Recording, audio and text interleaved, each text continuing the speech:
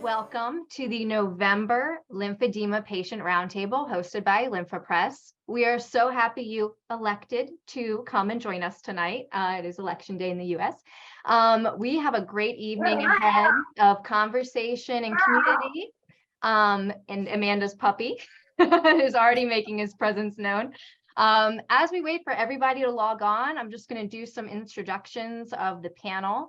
So starting on my top here, we've got Kelly Bell, veteran fighting lymphedema, central lymphatics aficionado, and major advocate in the community.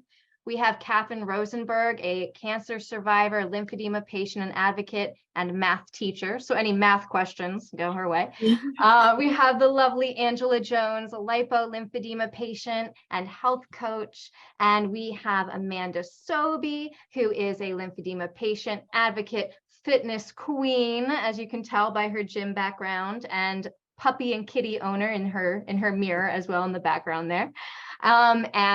She's also a certified personal trainer and nutritionist. And we have the lovely Amy Beaith, who you may know from Instagram as LymphWell. She is a self-care coach and lymphedema patient herself. And she's actually been using LymphaPress since she was a teenager. So we'd love to hear about that as well, similar to Catherine, who's also a longtime user. So as we've got everybody popping in, Kim from Florida, hi, how are you? Lots of familiar names in the chat and in the attendee list. Just happy you're here tonight. So let's get things going. Let's start. Amy, I'm going to put you on the spot here since you're our new one at the table. I'd love if we hear a little bit about you and your story, kind of Reader's Digest version. Introduce yourself to those who might not be familiar with you, and kind of what you do with lymphatics in your business life as well. Sure, that sounds great. I've actually had lymphedema since I was 5. And so I've had it for almost, I guess, 40 years now, which has been a long time. And just learned to live well with it. I've, lived through lots of different experiences with it. It's definitely progressed as I've gotten older, going kind of full up my left leg where it just had started in the ankle, and it's into my right leg as well. I had a really rough time in my 30s. It was really hard. I got lots of infections and it just kept getting worse and worse and worse. And I eventually found out about, despite being really compliant and doing all the right things like compression, pumping, all that kind of stuff, exercise, MLB, and it was just kind of progressing and getting worse for me.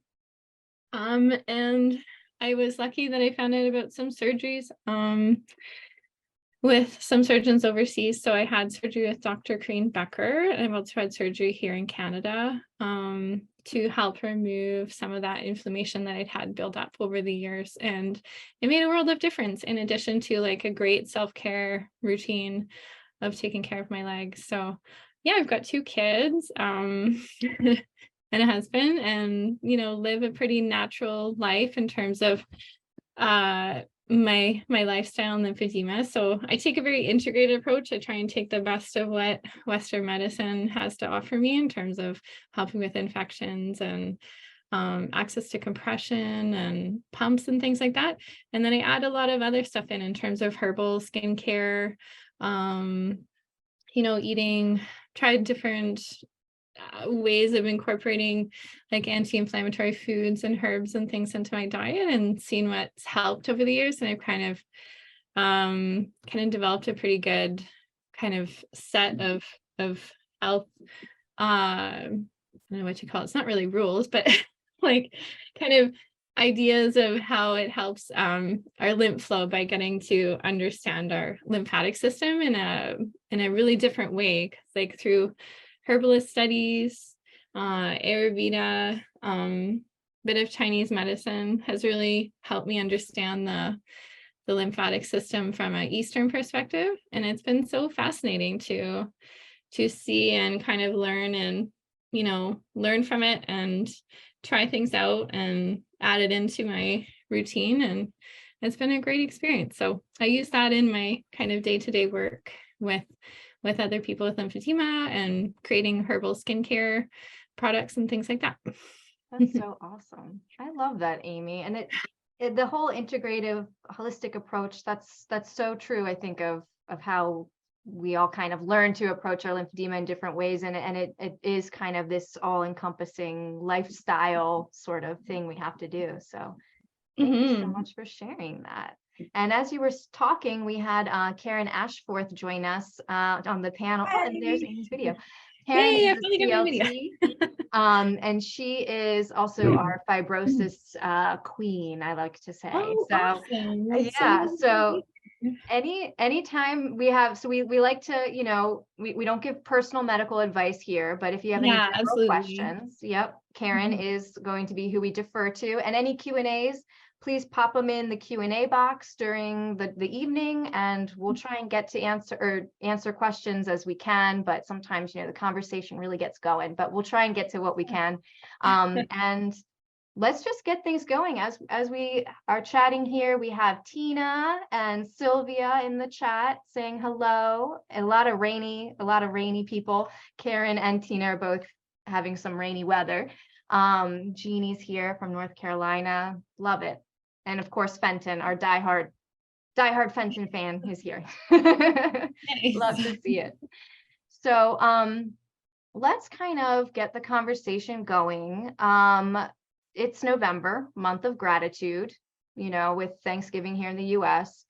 Let's kind of talk about lymphatic gratitude. What do you panelists and people in the chat, are there things in your lymphedema lives that you've learned to be grateful for or are grateful for because of your lymphedema, people you've met, experiences you've had? I would love to kind of noodle on that. What do you guys think? Well, for me, I guess it's the people. I mean, and that's not, I just didn't say like, oh, it's just the people. It really has been fascinating meeting people, like everybody that I run into. I think if there's any gratitude I have for having this disease, it would be that, like, the people, like, they're just awesome fighters that you don't even know, I guess, until you're on the same side of the fence. You realize, like, wow, these people are actually really strong people. So yeah. Oh, Amanda, go ahead. I'll piggyback off of you, Kelly. I think you get the diagnosis with no cure and you become completely depressed and miserable and frustrated, and you end up hating everything about this condition. Sorry. Oh, come here, puppy. Come here. And through the journey, you just end up, I think lymphedema ended up almost saving my life, because I ended up treating myself better because I had to. If I wasn't conscientious of, you know, going to the gym or doing my self-care habits, I could only imagine where I would be if I was left up to my own devices, if that makes sense. And through that journey and then meeting the people, I'm very, very grateful for where I am today, because I don't think I would have even made it this far if I was really healthy or left alone to just live a life without any consequence, I suppose. Does that make sense to my fellow Olympians out there? Yeah. No, actually, I completely agree. It slowed me down. Right? Like, it makes you appreciate what you have, and it makes you, again, I try harder to be better. Whereas that if I didn't have the accountability factor, I don't know if I'd try as hard. I would just be like, whatever, you know? Catherine, I saw you raising your hand there. So for me, I'm actually grateful for the fact of how much the medical community has come, basically almost, I would call it full circle. I don't want to say complete full circle yet, because we're not there yet, but compared to when I was first diagnosed with my lymphedema and I was refused treatment because I was pediatric and they didn't have pediatric lymphedema therapists in the early 90s. So to then now they are now doing imaging on the central system versus the you know, your extremities, and actually being able to see treatments actually being done to help people, as well as, you know, the friendships and the support that have occurred because of that. I wouldn't be where I am right now, honestly, without you guys that are sitting here with me. That's so true. Yeah, for sure. Well, I can go, I guess. Yeah, please. Amy. Yeah, can you guys hear me okay? Oh, yeah. Great. Yeah, I agree. I've met some wonderful people over the years through social media, thanks to lymphedema. And it's definitely, yeah, allowed me not to take my body for granted. Like, one thing I remember saying a lot to people when I was younger is like, you just can't be a couch potato with lymphedema. Like, you just have to move, and you have to find some way to move your body in a way that feels good for you, so that you keep at it, you go back to it, rather than somebody saying you have to do such and such a thing. For me, what's worked for me is to find something that I love to move, so that I keep going back to it and keep moving that way, because it feels so good to move, and I don't take my body for granted that way. Just to be grateful that I can, I guess, try things out and be my own, like, invest in my own health and kind of see the results of that. And like Amanda said, I don't know if I would have tried as hard if I didn't have something that kind of prevents me from jumping off the treadmill in a way. Like, I can't, like, it's just too painful to give it up. So you just love keep that. going. Before I put Angela on the spot, I'm going to read some from chat. We have Jeannie says, I'm so grateful for my lymphedema therapist. She has helped me in so many ways. We can all, I think, echo that Yeah, sentiment. absolutely. Robin in Toronto says she's honestly just grateful she found out she has the diagnosis. No longer the unknown. I love that so much. And Tina says she's grateful for learning everything that the lymph system really does in the body. Yeah, absolutely. I'm not sure I would have been so inquisitive about the lymphedema system, like the lymphatic system either. And really diving into that has been so fascinating to learn all the things it does. It's way more than our trash removal system. And that's in some ways like the biggest message we were told for the longest time is it's responsible for moving the waste. And it's like, well, part of that. Yeah, there's a little And bit it more. does so many other amazing things. Yeah, and MJ just sent a really nice long message too. And they said, agree that having this condition for the last 65 plus years, I have taken my health seriously and appreciate the amazing workings of the human body. I am also grateful to meet this group, as now I've initiated working with a rehab group and getting updated diagnosis. I donated all my old LymphaPress equipment that was in excellent condition at the Wellness Center, and am on track to get a newer version that is more portable and easier to use. Thanks, everyone. We love that, MJ. That's so awesome. And it's a theme we're hearing. Everybody, you kind of are learning more about your body and the community, through having this. And we're getting a lot of questions coming in through the Q&A, but Angela, I didn't forget about you. What are you grateful for? My lymphedema, I was diagnosed 2 years ago with secondary after surgery. And it's really taught me a lot about partnership. I decided that if I can't beat it, I need to partner with it. So I've learned to really respect the fact that it is a little bit stronger than I am from time to time. And it's taught me to just take care of myself. And when I take care of myself, I take care of it. So I'm grateful for the partnership. I don't love it, but I'm grateful for it. That's a really great perspective, though. I like the idea of it as a partnership. What about you, Karen, as a CLT? What kind of gratitude have you approached this with?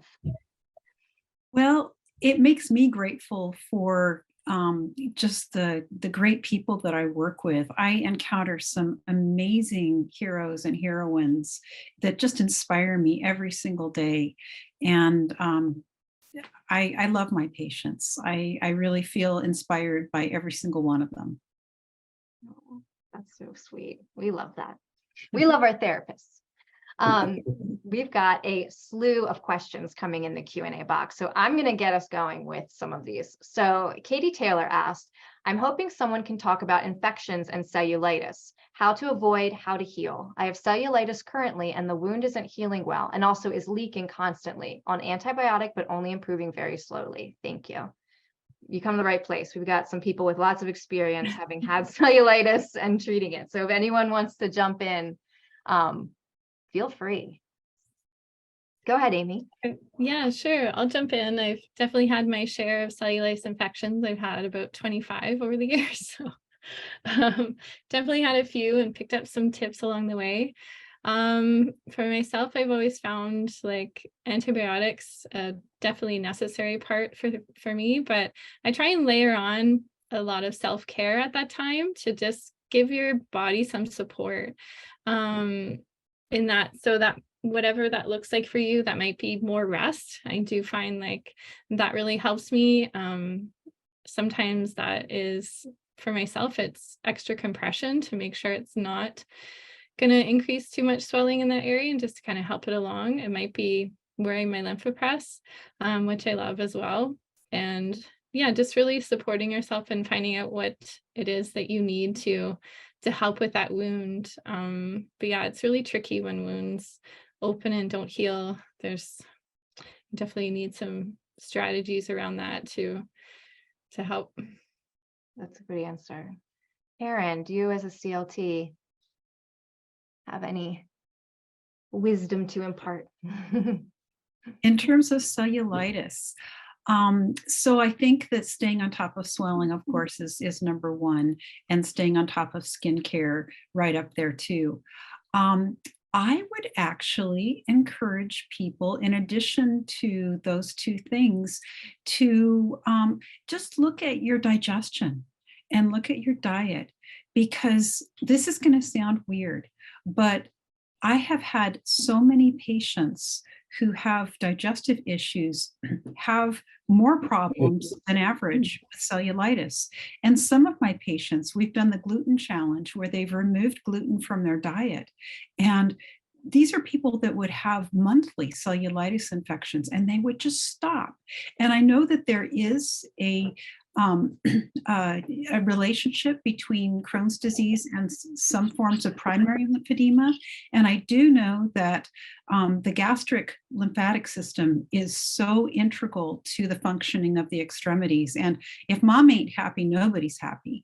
So it's not just gluten as the offender, because everyone can have their, areas, but those would be the top three things that I would recommend. Go ahead, Catherine. So just a couple suggestions to help in terms of the prevention. If you are somebody who goes to the beach or in the summertime, or like walking around the beach or a lake, have shoes on, because sometimes you never know what is inside that water, and that could be something that pricks the bottom of your foot and could spark a bacteria to grow and cause the cellulitis. And then another trick is to keep your leg moisturized, because the dryness of the skin can actually cause teeny tiny skin breaks that you may not even see. And those can also start along with a cellulitis infection. And the last tip that I have is in terms of, for those that shave, do not use a regular razor blade. Use either an electric razor or use like what's called V or Nair. It's like a cream, put it on and rub it off. And this way you're not putting a sharp object next to your limb and have that risk of cutting. That's really good advice. That's really good. Thank you. We hope that helps. Oh, Amy, go ahead. Yeah, I just thought of one more thing to add that is something we don't often think about because we get so focused on the physical part of having a cellulitis infection, is just be aware of your emotions. Like I find for myself, it makes me really emotional during that time, because you definitely feel like you get a big setback, you get the swelling, and you feel like you've kind of lost control of like where your lymphedema is. So that can really affect your mindset. So be gentle with yourself and tune into that. Using those kind of mindset tricks can be really helpful to, like, when you get to a place where you can reflect back, like when you get to a calmer place, you can sort of reflect back as to looking at, like, what do I think caused that infection for myself? What do I notice? Do you notice any patterns?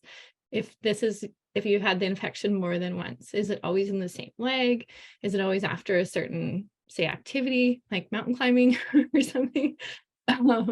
Or is it after eating like a diet of certain foods or stuff like that? You start to notice or after really stressful events that can happen. So tuning into that kind of stuff and really kind of noticing the patterns can be super helpful, as well as like how you feel when you have that infection. That's helped me a lot, is just kind of like to get a better sense of when one's coming on, rather than getting that treatment when it's like full blown. Then you can sort of get ahead of it, and that has helped me as well. That's a really good point, because the mind and the body are so connected too. It's really nice to be able to track that and look for those patterns. That's awesome. And I wanted to kind of continue with your topic of kind of getting ahead of things or being prepared for things. And I'm kind of switching gears here. There's a lot of things in life that can exacerbate or trigger lymphedema or swelling to worsen. And sometimes we can have a tendency to avoid certain things because we don't want to deal with the extra swelling, or we're worried about swelling more, or this or that. And I wanted to kind of talk about ways that we sort of do like preventative little measures. Like I recently went on a 2-week trip, and I had posted about it on my Instagram. I went to Europe, and someone commented, oh, I was going to go to Italy, but I didn't go because I was scared about the flight and how my leg would react. And that kind of made me feel really sad that someone would miss out on something because of their lymphedema. And I think if you prepare for things like, I wore compression on my non-lymphedema leg, or not as affected leg. It probably has lymphedema too, but wearing compression on that leg during the flight to kind of combat that and prepare. So what are some ways that people sort of put like this contingency plan in place when you have lymphedema, so you don't miss out on life just because you're living with this also? Does anybody want to speak to that a little bit, or anybody in the chat? Amanda, go ahead. I think there's, if I don't know what stage everyone is at. So just to clarify, I think at my worst, I was at stage 3, stage 4. So until I got to what I am now as a stage 1, stage 2, and was diagnosed both primary and secondary, I haven't had any surgeries. The stage 3, stage 4 took a lot of maintenance and a lot of self-care and a lot of habits and a lot of diligence. Once you get to a level of habits, and once you get to a level of consistency, it builds up that confidence to kind of live your life again. So it really depends on the stage and the condition that you're in, I think, first and foremost. So going on a flight, like at a stage 3, stage 4 would absolutely terrify me, because of course that's just going to increase and exacerbate the swelling. It's going to make things a lot difficult for my body with the change in altitude, plus also visiting places. If you're walking around a lot, change in foods, change in temperatures, all of that. And so if I was in my worst phase, I probably would just not go, because of the fact that that just puts a lot of stress on my body. However, the freedom that you get by doing your self-care habits, by having your support team, by having your therapist, by having your habits, your movement, your food, your compression, all of the things, you start to then build confidence in your daily routine that allows you to go and to do the things that you want to do, so you plug into life. So I think that to encourage other people is, look at the stage that you're in, try to get back that life that you can have as best as you possibly can. And then it allows you the freedom to get on the planes and go do the things that excite you and get back into the life that you felt that you may have lost due to this condition. It's a really good distinction to make. Thank you, Amanda. Catherine. So just a little bit of a tidbit. For me, I have a variety, a very large variety of compression that I have at my house. I do not limit myself to one compression company. I probably have something from every single compression company that there is. And I try, when I am traveling, to bring some, obviously I can't bring my entire collection, but I do try to bring something for each type of scenario that I could potentially be encountering. One of the other things that I have found that is super helpful for me is to make sure that I bring an appropriate number of shoes, because there's days that, and I'm not just saying that because I'm a female, I'm saying that in all honesty here, because some days certain shoes are going to fit properly and some days they're not. So I have to make sure that I have the appropriate footwear so that I can be safe at the same time while making sure that I am controlling what I need to control. Without that, I really can't do much if I can't put something on my feet to go outside, then I'm kind of stuck not doing anything because I didn't bring the appropriate materials with me. Mm-hmm. Yeah. Those are great tips, Catherine. I love the shoe comment. My family always laughs at how many shoes I want to bring to. You don't need all those. I'm like, I do, just because my feet change sizes. That happened. Yeah. I couldn't wear some of the shoes I Flexibility. brought because they didn't fit after all the walking around and the food and everything. I was so swollen on both legs and I didn't have my pump or my usual tools with me. So yeah, shoes are a good Yeah. tip.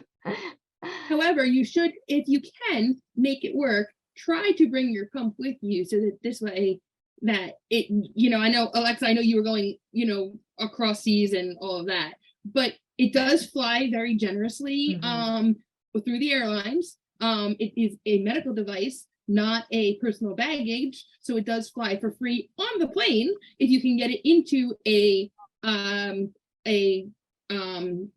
carry-on size suitcase, which I have managed to get my entire Lymphapress pump with pants into a travel size suitcase so I can carry it You're on the gonna plane. have to show us how you folded it Yeah, we all need up a to get it in live one. demo. Angela, I wasn't tried to do gonna that with you that one day, right? That would be so fun.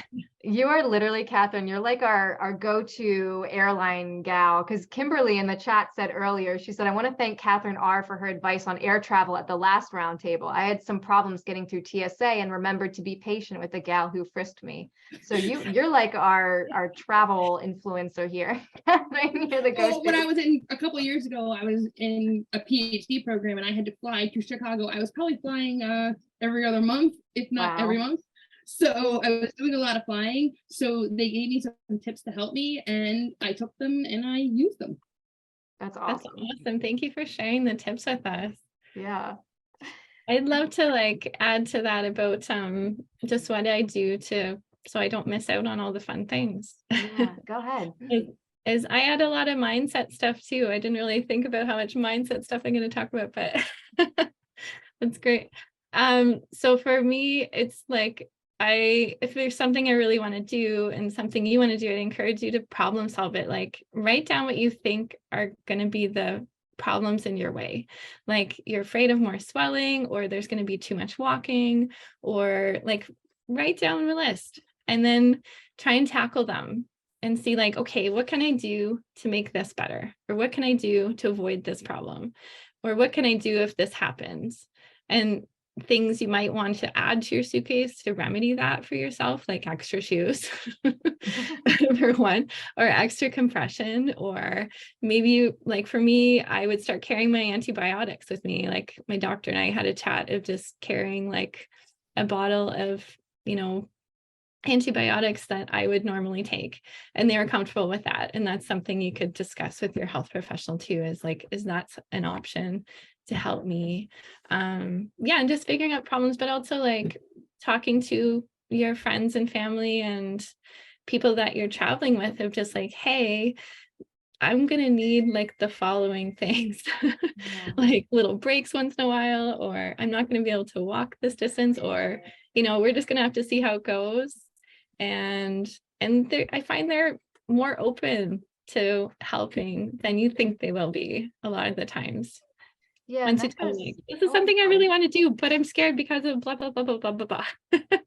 Yeah, and that goes beyond just traveling too, just every day, any kind of activities or any events that you're going to, you always have to advocate for yourself and your family. They're a great support system, or your friends, if you just speak up and say, I need to sit down for a minute, or I need to put my leg up. My mom is like my makeshift elevation station constantly. If I'm out with her, I'm like, I need to put my feet up, and she'll sit down. I'll put my feet up on her lap. So always lean on your people. We got a comment in the Q&A box about compression garments from Tina. She says she's having a hard time finding something to pull over her stomach. So I think she means more like a panis, because she says it hangs down now and provides compression. Would just compression work without pulling the stomach up, if that makes sense? So Karen, this might be a good question for you, I think. I'd love to weigh in on that. So the disadvantage of having large amounts of the body hanging over from the stomach over into the groin and thigh area even, is that they put pressure on the inguinal lymphatics, and it makes it a lot harder for the legs to drain. So what I found with my patients is it's got to be very customized because everyone is different, but a back support, or even, believe it or not, a pregnancy support to be able to help cradle that and create some compression on that panis to help to lift it off the inguinal nodes and help it drain better. So I often also find that putting a little bit of textured compression, whether it's a quilted compression pad or if you can tolerate cherry pits, something inside of that to help give a little extra massage.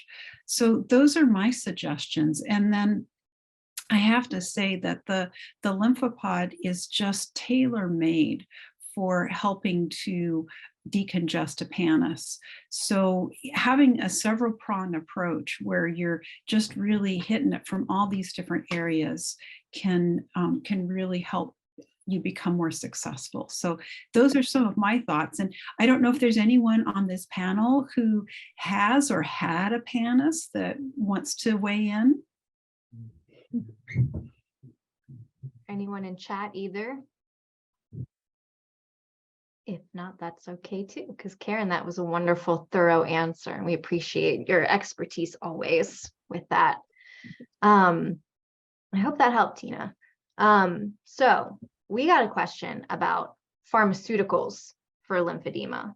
Anonymous attendee asked if there's any out there for treating lymphedema. They're currently taking red root, New Jersey tea, and butcher's blend. They did their own research with herbs and supplements and found the above. Does anyone else take these? What works for them? And we also had another question chat about supplements as well. So again, the disclaimer, we're not advocating any direct medical advice, but anybody want to share their experiences with different supplements or anything like that? I do know there's a current study being done by Dr. Roxon about a pharmaceutical, but as far as supplements and herbs, anybody want to share their experiences? Amy, I know your hand is twitching to go up. In my herbalist training, those are herbs that have come up as, helping with the lymphatics and stuff. So when you're looking at herbal support for lymphatics, there's 3 different ways you can kind of look at it, is to because our lymphatic fluid moves all that nutrition to our cells and stuff. So you can think of how you can nourish it, like how you can support that nourishment. You can think of how you can support that flow, because there's some herbs that are going to help move things, and red root's considered one of that. It's just a mover, and they're called lymphagogues, the ones that are movers. Calendula is another one. Burdock is another one as well that can be helpful. It's really nice to work with a herbalist to try and create like a blend of herbs that are helpful to you, because all of us have different conditions. So what supplement might be helpful for one person for their lymphatic flow and conditions might be different than what's going to help with another person, because we all have different energetics. So it's just something to keep in mind. That's awesome. And I know people are probably going to ask for the names of those in the chat. So if you don't mind typing out Sure. Thank you. Yeah, those are some common generic ones, which is why I mentioned them. Yeah, and I appreciate that. They're really pretty safe for everybody. But again, something to chat about with a holistic practitioner that can support you. Definitely. Anybody else have experience with supplements or anything like that they could speak on? Or Amanda, go ahead. Oh, Angela, were you going to go ahead and say something? I like cleavers. I have it as a tea. It's a good decongestant, but it also helps a lot too with swelling. And I don't know how easy it is to get it locally. I got it through my school, but I found that it's been really beneficial to swelling, especially in the knee area for some reason. So, and it's Cleavers, Cleavers. Interesting. Thank you.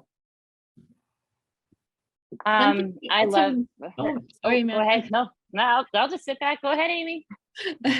I was going to say one thing you also want to keep in mind with herbals is just how your gut is working too. Like there's so many different ways to take herbs that are out there. Like it might be through your skin topically, might be in a tincture form, it might be in a tea or a supplement. So it's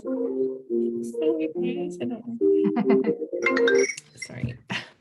Yeah, so that something you want to explore too. So like cleavers is one of those herbs that's really great too. I love it. I grow it in my garden intentionally. For that reason, I love it.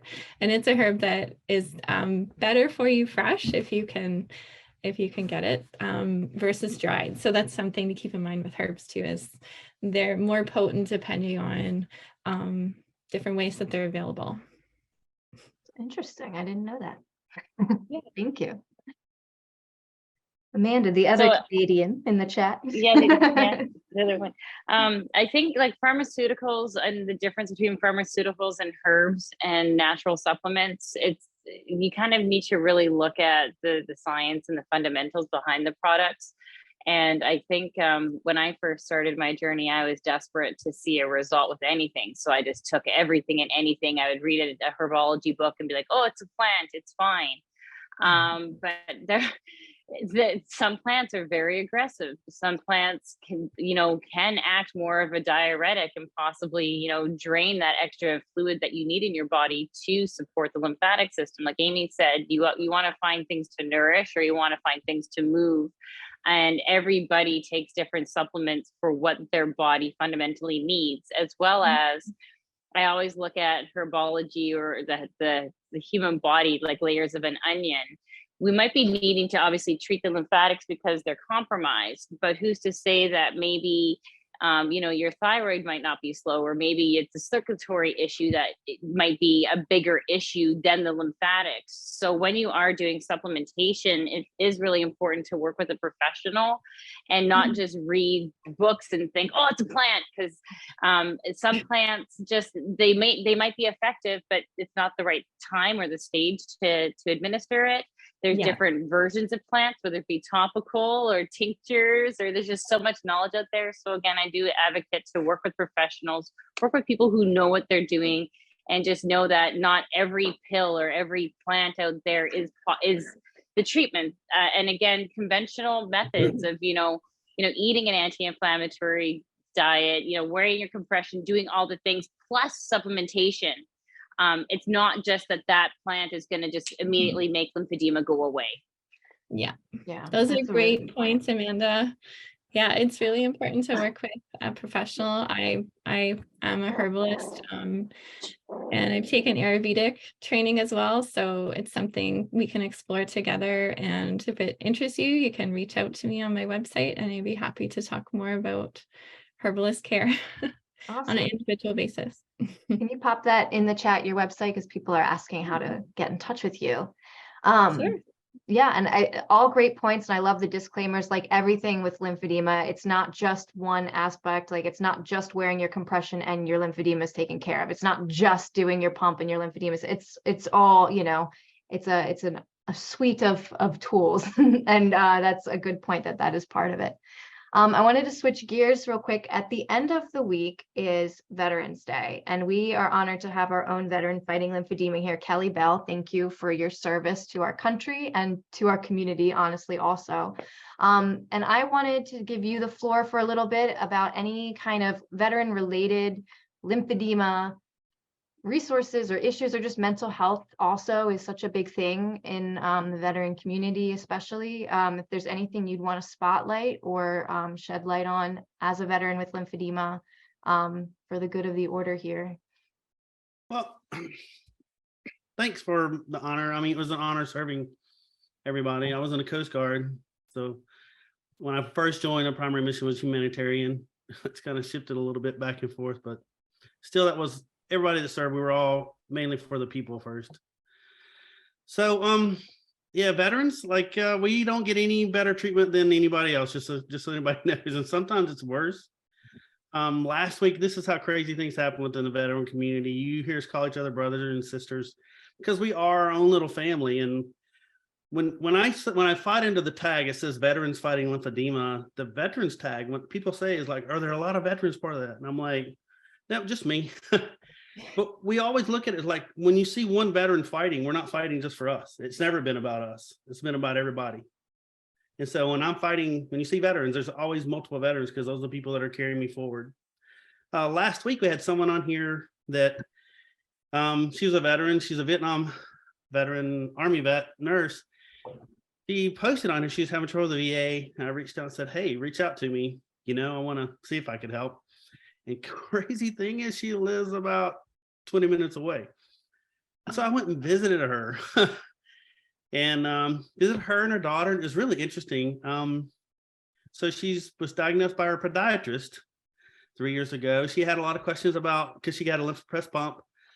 And so I said, where's your, because she does need some decongestive therapy. And I was like, so what therapist are you seeing? And she's like, what are you talking about? Now she's diagnosed 3 years ago.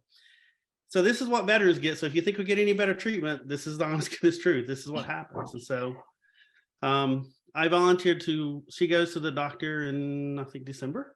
And so I want to go with her, see if, because the veterans VA clinics, not much, my case is pretty complex. So not too many people can help, but the VA does nothing for me. It never has. So I want to go with her to help try to get the VA clinics caught up. And so if you guys think we get any better, we don't. We fight just like you guys do for treatments and help. Again, if anything I've learned through being a vet, being in the military and being part of this lymphedema family is it is all about we're all families. And being part of it really is like understand we're all out here to help each other. And that's why you see us all advocating and sharing, like that's why we all volunteer to share our time with you second Tuesday of every month. We come here and we say, hey, ask us questions. We'll do our best to help you. That came from being in the military and even my previous family. But like, so I guess that would be the platform I want to say is like, I'm glad you're all here. I'm glad we're all standing up for each other and helping each other. That's what we need to do. That's it. Thank you, Kelly. Seriously, thank you. You're so invaluable to our community, like not just the Roundtable, but the lymphedema community as a whole. You're kind of like the patron saint of central lymphatics at this point, because anytime anybody has a central lymphatic issue, Kelly is just there to provide resources and support. And we just are so appreciative of you. So thank you, Kelly. Well, thank you. Yeah, of course. So lots of questions coming in through the Q&A box, and everybody just froze on my screen. Am I frozen to anybody, or is the screen frozen? Is it just me? Yeah, frozen. I'm frozen. Okay, great. But you can hear me, so Yes. that's good. Okay. Well, while I wait for my camera to thaw, I'd like to submit some of these questions we got in the box here.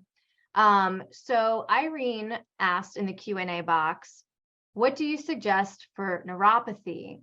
She has neuropathy in her feet when she pumps and it can be uncomfortable. So is there anybody with experience with that who can kind of speak to that? I do. Please go ahead, Karen. I can't see, so go ahead. So there's a lot of different things that can make the feet more comfortable during pump use. Some people have pumps that can only do sequential treatment, and that means that the pressure at the feet is sustained throughout the treatment. And that can be challenging for people who have neuropathy. So the first thing I would say is that if you have the option to use peristaltic, which is more of a wave, that might be more comfortable to the feet. But if you need sequential or that's your only option, then you can do a few little hacks. And here are my favorites. So number one is to just kind of stuff the towels in the ends of the leg sleeves, and that will offload pressure from the toes and the feet. You can also wear Crocs or slippers or even sneakers, and that will help to deflect some of the pressure off the feet. And you can do both. You can do towels and something around your feet. So those would be things that can help you directly during the pump treatment. And then there are other things that can be helpful for neuropathy. I've been reading a lot of articles about red light therapy and just the whole benefits of light therapy on neuropathy, and have used low-level laser on some of the nerves with my patients with success. There's also, and I'll drop this in the chat, there's a frankincense and myrrh combination of essential oils that is specifically for neuropathy. And I discovered it because one of my patients came in and said, wow, my wife started rubbing this on my feet. And not only do my feet feel better from the neuropathy, but her arthritis in her hands is better. So I have a bottle in my clinic and it just smells good. So those are some suggestions for neuropathy. That's awesome. And is the red light therapy, is that similar to infrared? Because we got a question about someone asking if anyone has used infrared therapy or infrared light and if there's any research on it. So is that the same thing? Yeah, so there's a lot of different spectrums of light, and red light actually produces heat, and so that can actually aggravate swelling, so it needs to be used cautiously. The instrument that I have is near infrared, and so it's out of the visible red light spectrum, but it does not produce heat, and that's the Australian laser that is the only instrument that's FDA approved for the treatment of lymphedema. So I wouldn't just go out there and, blindly try light therapy. I would work with someone knowledgeable and also just listen to your body and see what the response is. I would be very, very cautious with any modalities that could potentially make swelling worse. It's always a good warning. Go ahead, Kelly. I see you raising.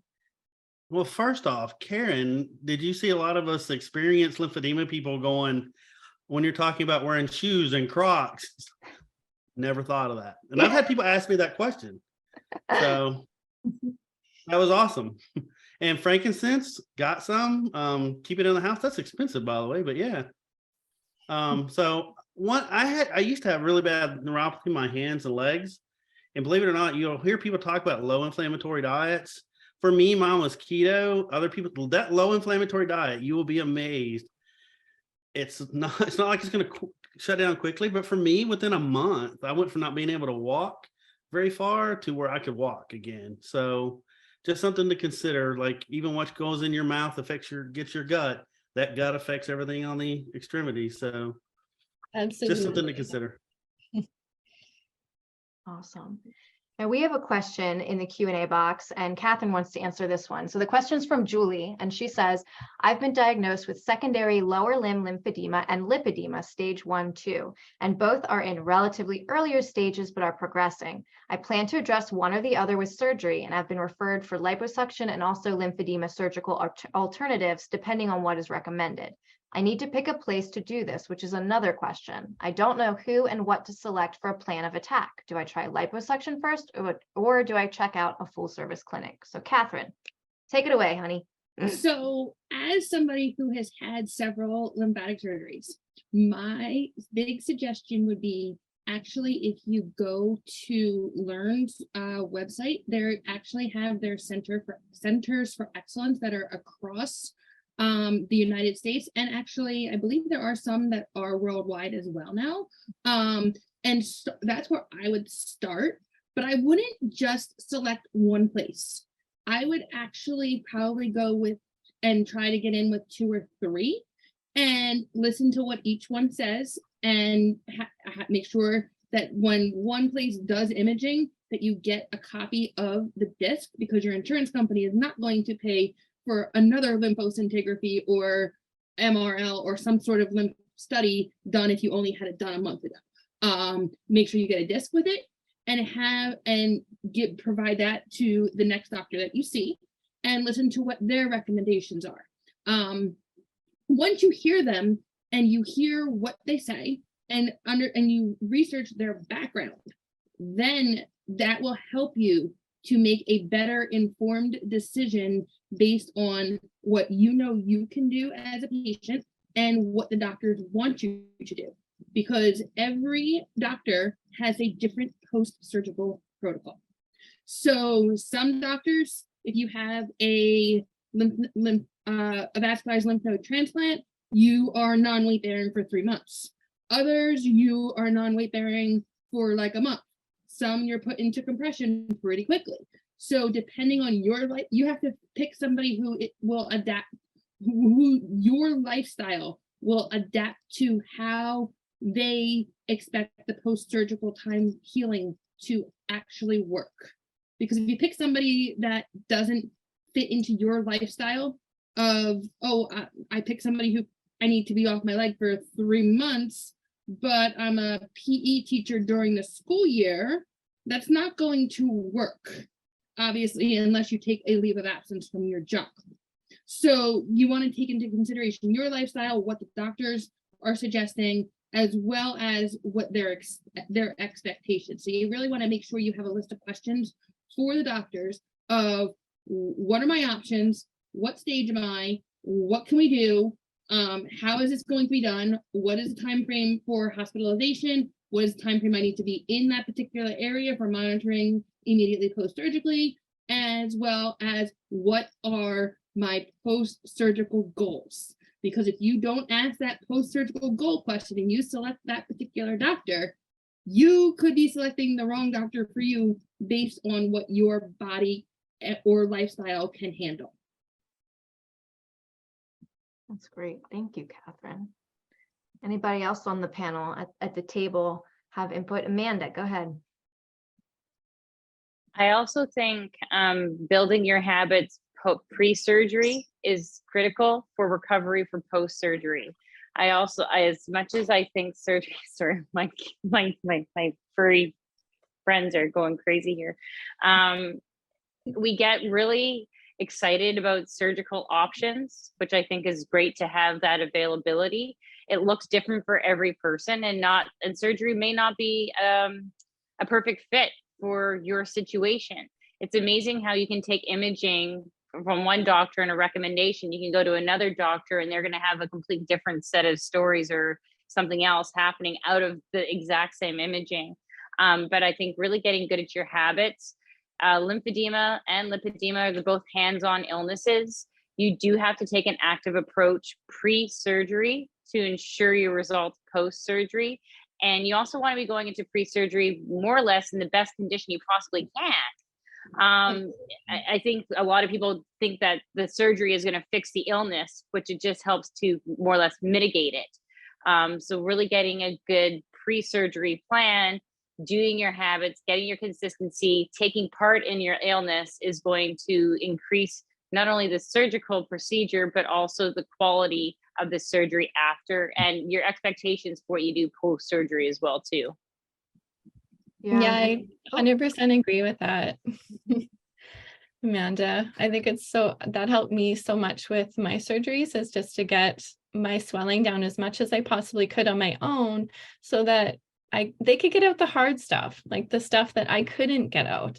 It was one way I kind of mentally looked at it for myself, but getting like a really good self-care plan, knowing what your triggers are, knowing what helps, like really getting a good understanding of your body is really helpful too, so that post-surgery, if you know what your triggers are, you're going to try and avoid those, right? Like you got to kind of really hone in on that post-op experience and give yourself really good self-care so that you can recover to the best of your ability. Go ahead, Catherine.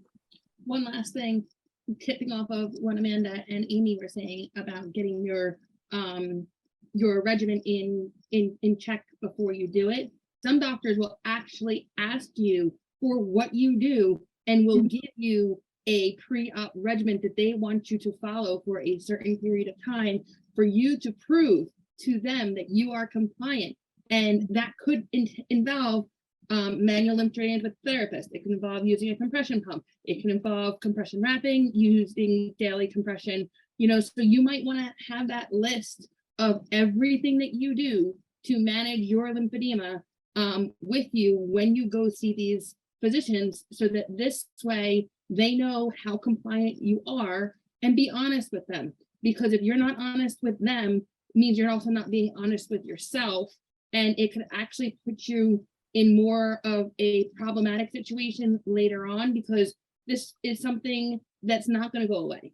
And you really have to follow what they want compression wise post-surgically. Some patients can reduce their compression level post-surgically. Some patients can't reduce that, but other things change for them, such as infection levels and things like that. So, it depends really what your ultimate goal is really going to help you to determine which surgeon that you have that conversation with is best for you.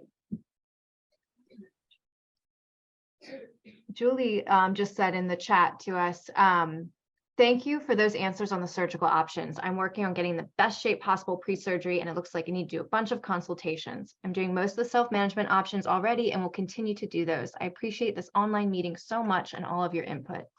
We appreciate you, Julie, and everybody who's here. We're actually in our last couple minutes, if you can believe it. Every month, this flies by so quickly.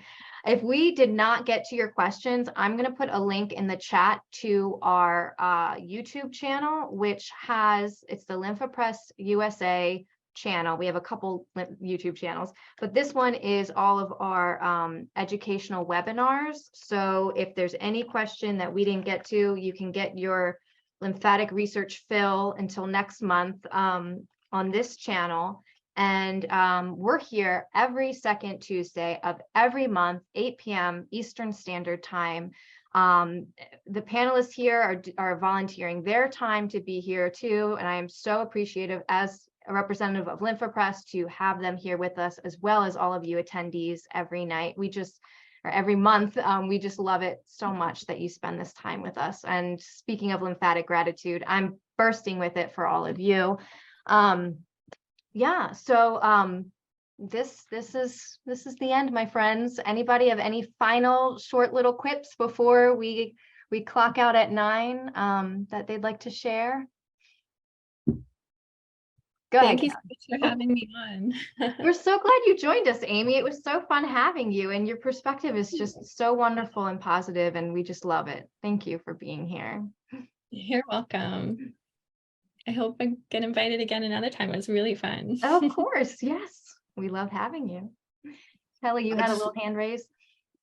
Yeah, just be prepared to reinvent yourself when you have lymphedema. That's all I would like to say. Yeah. And that things can change drastically. So just kind of go with the flow and try your best while you're trying to seek out how you can best navigate. And it's probably not going to be, okay, I'm at point A, I'm going to get to point B in a direct shot. You're probably going to have multiple twists and turns to get to your final answer. So don't be discouraged because of those needs for twists and turns.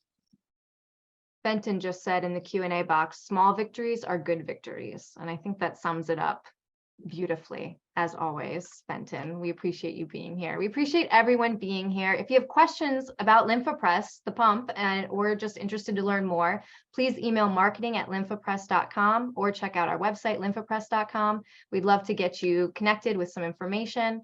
And thank you so much for being here. Happy Thanksgiving if you're celebrating later this month. We just love you guys.